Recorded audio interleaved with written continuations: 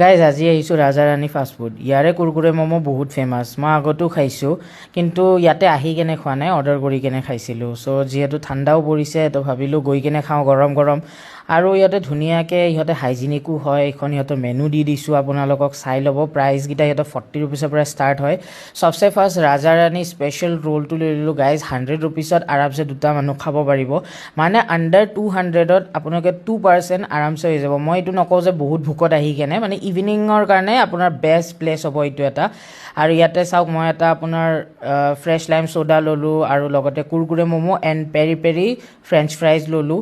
And ফ্ৰাইজকেইটা decent আছিলে, যেনেকুৱা আমি নৰ্মেলি পেৰি পেৰি ফ্ৰাইজ খাওঁ। মোৰ ভাল লাগিল, ক্ৰিস্পিও আছিলে।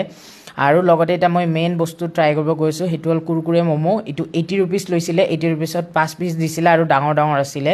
মই ক'লোঁ ন, দুজন পাৰ্চনত 200ত আৰামছে হৈ যাব গাইজ। আৰু ইহঁতে ধুনীয়াকৈ ড্ৰেছিং কৰি দিছিলে। আৰু টেষ্টতটো আল্টিমেট গাইজ। মই কৈছোঁ না, টেষ্ট মই ইহঁতৰ আগতো কৰিছোঁ, কিন্তু আল্টিমেট টেষ্ট ইহঁতৰ। কিন্তু গৰম গৰম আৰু মজা লাগিছে। চ' মুখখন একদম জ্বলি গ'ল গৰম গৰম খাই দিওঁতে। ফ্ৰেছ লাইম ছ'ডাটোও খালোঁ, এইটোও ডিচেণ্ট আছিলে 40 ৰুপিছত।